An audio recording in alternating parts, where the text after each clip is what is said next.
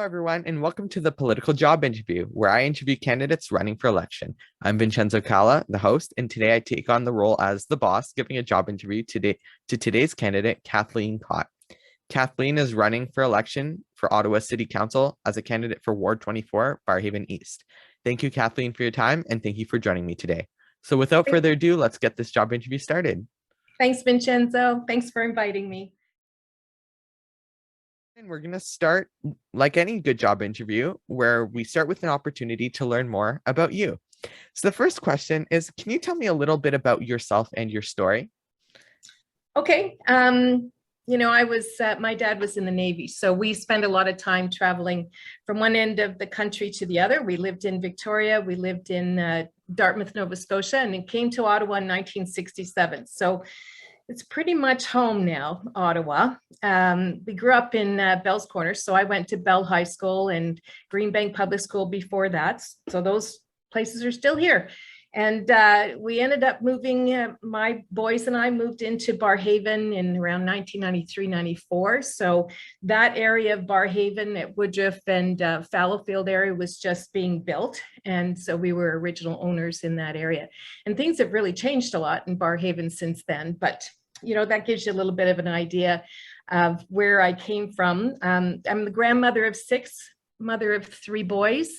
And one of my sons lives here in Ottawa with 2 of my grandchildren. One lives in New York City and one lives in Toronto. So they're in big cities, wherever they are. I had 40 years in the financial industry. I'm an author of the book From Marriages to Mortgages. And there's a lot more, but I think it'll come out in your other questions. Definitely. And definitely that point you said about Barrhaven growing. I've lived in Barrhaven all my life. I'm in the other side of Barrhaven, but I used to be on that side of Barrhaven. So I've lived in both Ward 3 and I guess now Ward 24. So I've been in both sides, and definitely a great place to be, and definitely a growing place for sure. Yeah. So we're going to go into the second question, which is, why have you decided to run for this position? And why do you think you are the best candidate for the job? Now, I lived in Barrhaven until 2011 and then moved to Nova Scotia for 10 years. Retired, 5 years ago, and we had planned to go traveling in our RV, which we had been doing, traveling around North America. And we sold our house January 2022, and March 2022, we were called back to Canada because of COVID. So we thought, it'll just be 2 weeks. We'll come and visit the grandkids for a couple of weeks. And, over the course of the many lockdowns that we've experienced and the whole pandemic experience, I think most of us have done a lot of reflecting. Who are we? What are we doing? Why are we doing what we're doing? And what can we do about it? And so that what can we do about it has always been something for me that I've used my mouth to advocate for others, throughout my career, and it's always been that way. And I really felt, after watching what happened in January and February, that I needed to step up a little bit more and participate. And so that's what I decided to do.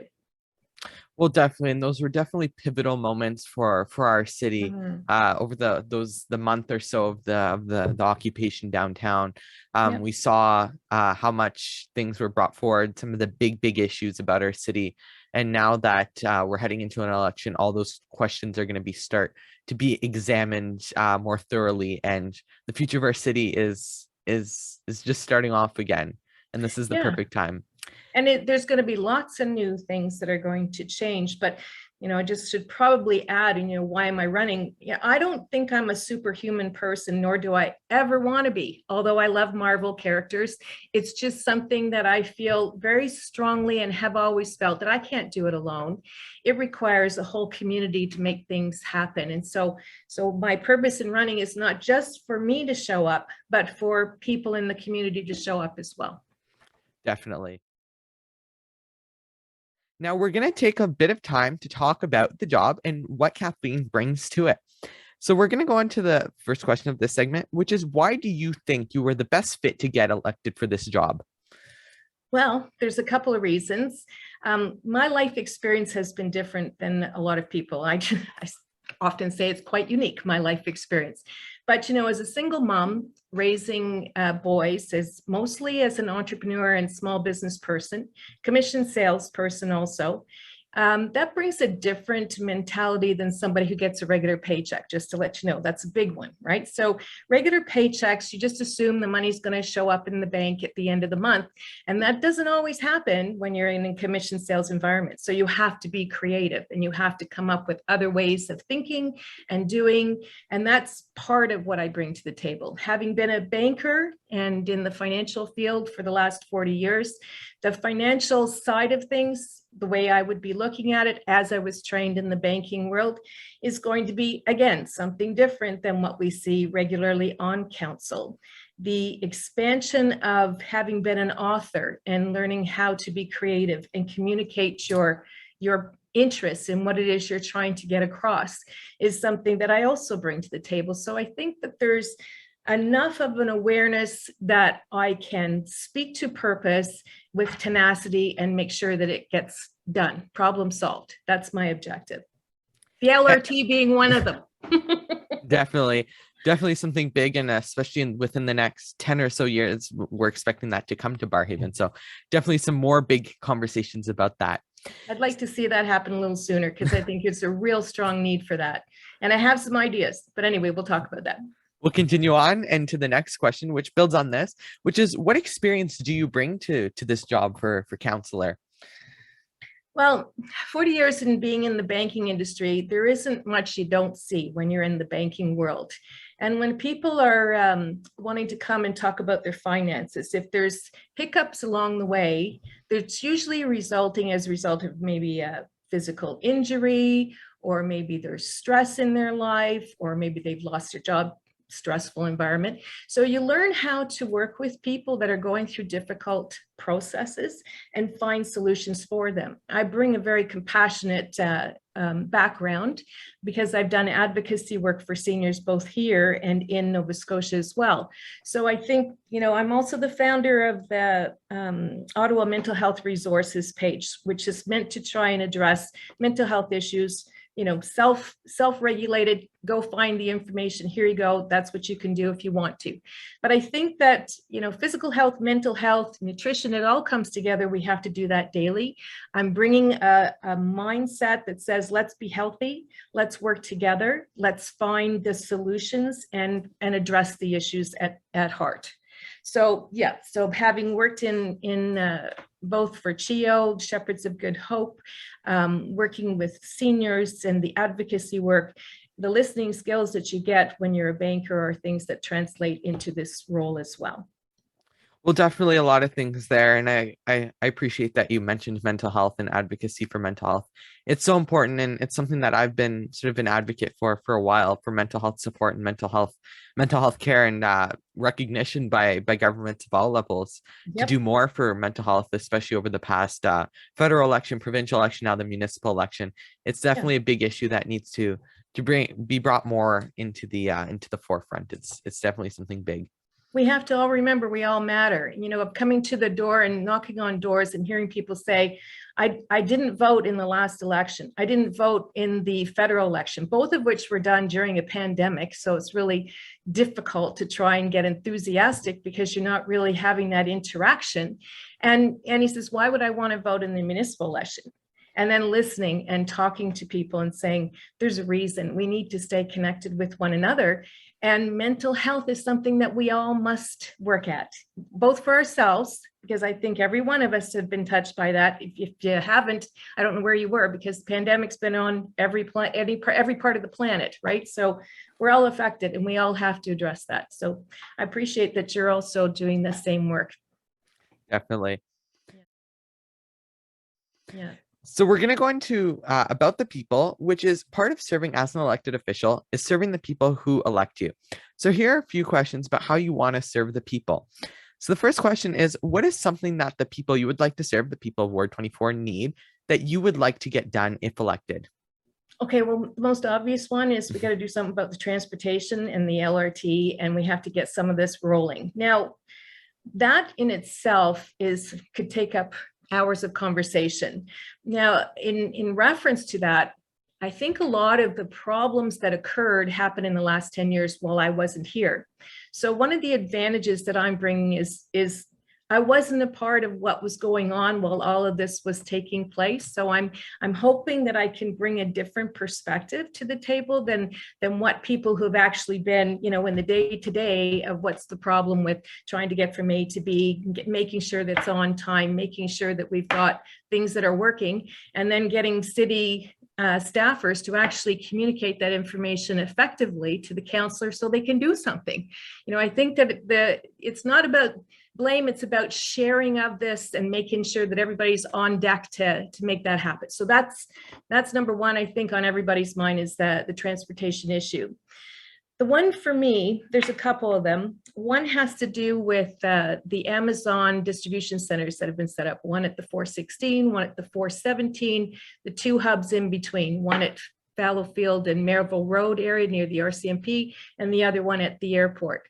So Amazon, quite frankly, gets the enjoyment of delivering all of their parcels and what have you at the expense of the property owners along those routes that have to maintain those roads. I personally do not find that a very effective way of doing things. You know, I believe in user pay. You know, if you're transporting and I listened to one person say, we get 5 Amazon deliveries a day. It's like, okay, don't you think Amazon should be, you know, part and parcel of problem solving to get those roads and that infrastructure up to speed where it should be? That's just my thought. And that actually, by the way, I have researched it, having a real estate background too. Regulation 586 may allow us to do that. I don't know whether or not people may not want to, but I personally think we should. So that's one.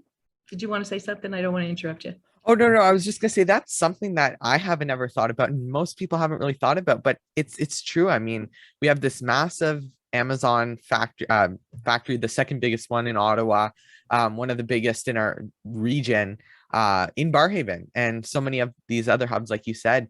And that's really something that hasn't crossed a lot of minds of people, but it's true. Well, not just for that purpose, the user pay, but also the police have a safety audit that they do for free, right?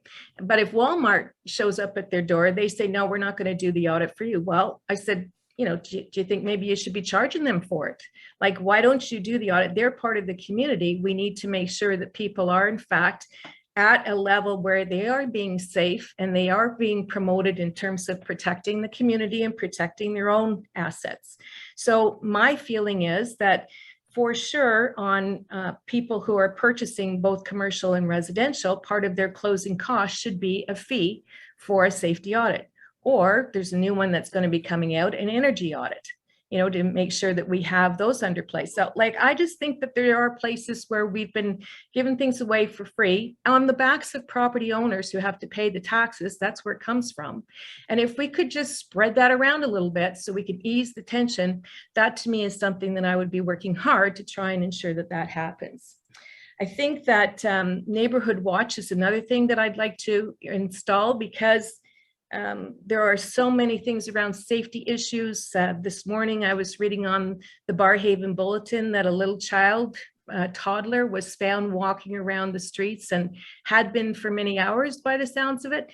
And thank goodness we have good neighbors that were willing to step up and take care of it. But that's what Neighborhood Watch is about as well, is, you know, remembering to be community again. You know, you're 10 houses and you take care of one another and you make sure that things are working, and then we get talking to one another again. How novel is that?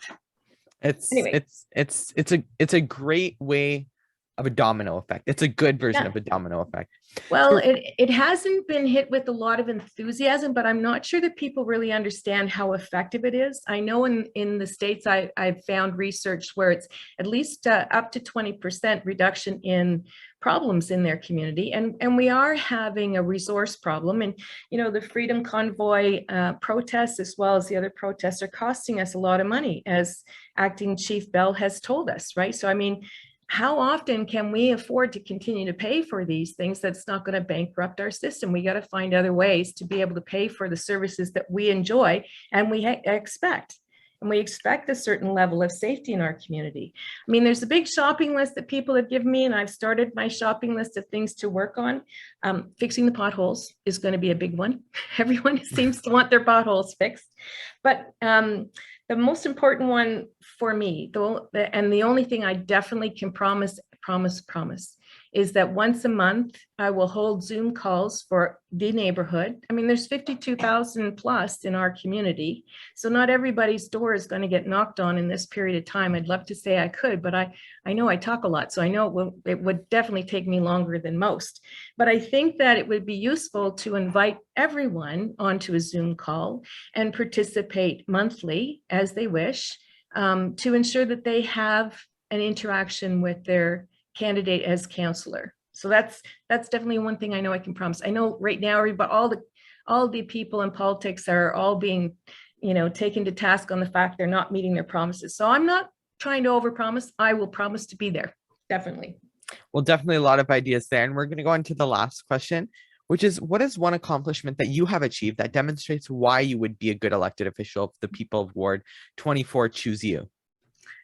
I actually have two. I don't know. Am I only allowed to pick one, or no? Can you can tell you do two? both. Do both. Well, one is, it happened on, oh my God, I have to disclose my age. It happened on my 50th birthday a few years back. But at any rate, it was a peace walk I did from Assisi to Rome. And I fundraised for that and was on the radio stations. And I had a website called Caught on Higher Ground. And there were 200,000 people that started the peace walk. And it was the walk that St. Francis of Assisi did, hundreds of years ago. And he walked to Rome because he didn't like the state of the world. And I pretty much felt the same way on my 50th birthday. And it took 10 days to walk. 67 of us actually did the final journey. It was the most unpeaceful thing I've ever done, but it certainly made me fully aware of how much work it is to make peace. And the Freedom Convoy brought up, even within our own family, conversations that we never had before. And I started to realize we're all just approaching life from wherever we can to cope with things. And it doesn't make anybody right or wrong. It just means that we're all struggling. And I think that the acknowledgement of us all struggling to try and get to wherever we're going is something we need to be more compassionate with one another. Anyway, that's neither here nor there. That's another part. So the other big achievement that I feel very comfortable that I participated in was I was involved in a rental conversion project in the Green Bank and Baseline area a number of years ago. It had at the time the highest crime rate. And the rabbi who owned all the properties was selling it off to the tenants. And, some of those tenants had been there 20 years and they didn't know how to, do anything beyond pay their own rents, which is how I actually ended up writing the book From Marriages to Mortgages, because it was about how to do this, right? Financial Planning 101. At any rate, a lot of the people were also new to Canada. So some who are different cultures, different languages, and trying to recognize how to help people understand what home ownership is all about. A house is not a home until we get to those places and we get to feel comfortable there. And that's what Barrhaven always meant to me. Barrhaven was my heart. My mom was there in long-term care for 14 years, passed away in Longfields Manor. And I mean, that's where I live. That's where my heart is, right there. And it's never going to be anywhere else. So those are the things that I think that I bring from my achievements that I'm very proud of. And it's no longer, I don't know about today, but back then the crime rate was really lowered because that's what homeownership does lower the crime rate. And engagement with community lowers the crime rate. So Neighborhood Watch, I'm in. Well, definitely a lot of ideas there, and a lot of for people to think of, and especially some accomplishments there for people to think of as well. So thank you, Kathleen, for joining me today. It was great having you, and I'm sure the viewers have enjoyed hearing what you have to offer to them. Election day is on October 24th, 2022. And if you liked hearing what Kathleen had to say and you live in Ward 24, Barrhaven East, you have the opportunity to vote for her on Election Day. Check with your local election officials for more details. To stay updated, make sure to follow me on Twitter, Instagram, and TikTok, BC Productions 25. Check out my website, VincenzoCalla.com. Make sure to like, subscribe, and choose to get notifications here on YouTube. The Political Job Interview is a VCalla production. So until the next video, I'm Vincenzo Calla, signing out.